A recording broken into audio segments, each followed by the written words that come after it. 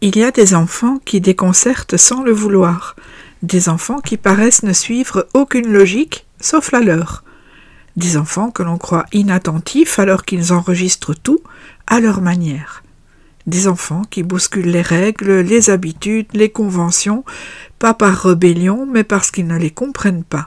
Ce sont des enfants Verseau. Évidemment, aucun petit ne peut se réduire à un seul signe astrologique. Le signe solaire ne fait pas tout, il cohabite avec d'autres éléments du thème, parfois contradictoires, parfois complémentaires, mais le soleil reste un marqueur fort, une teinte dominante, un parfum d'âme que l'on perçoit dès les premiers pas.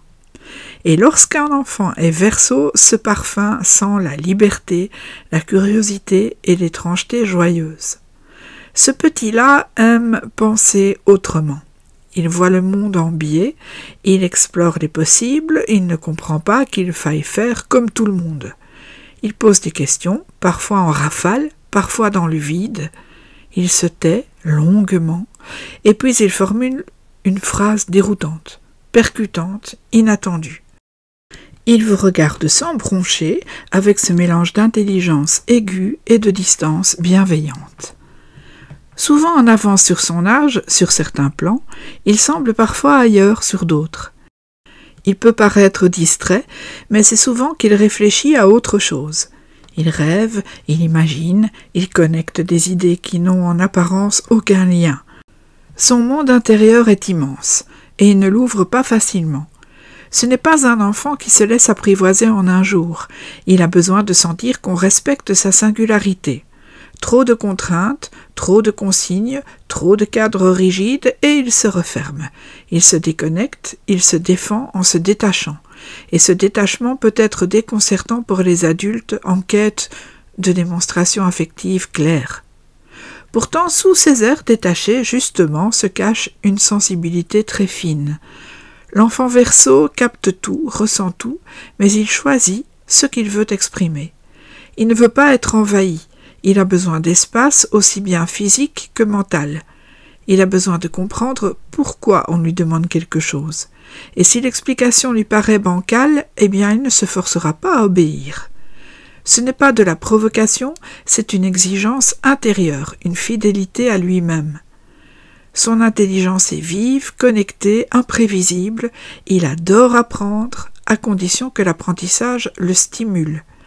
Il peut se passionner pour un sujet marginal, plonger dedans corps et âme, puis passer à toute autre chose. Ce zapping apparent ne traduit pas un manque d'attention, c'est sa manière d'avancer. Il explore, il teste, il rassemble des morceaux d'univers.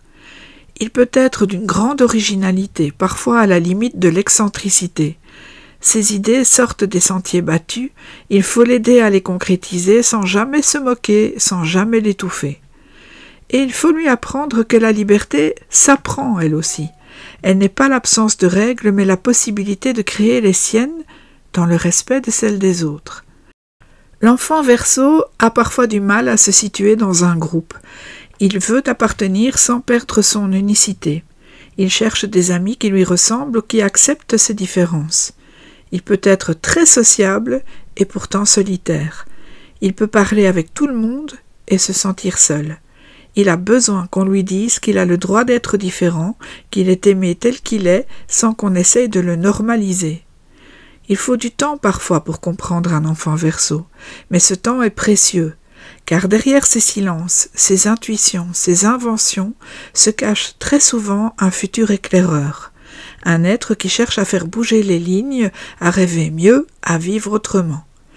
Et si vous avez la chance de croiser un petit Verseau sur votre chemin, accompagnez-le sans le freiner, écoutez-le sans vouloir le corriger, aidez-le à incarner ses idées, et surtout, montrez-lui que ce monde a besoin de son regard. À bientôt pour un nouvel épisode.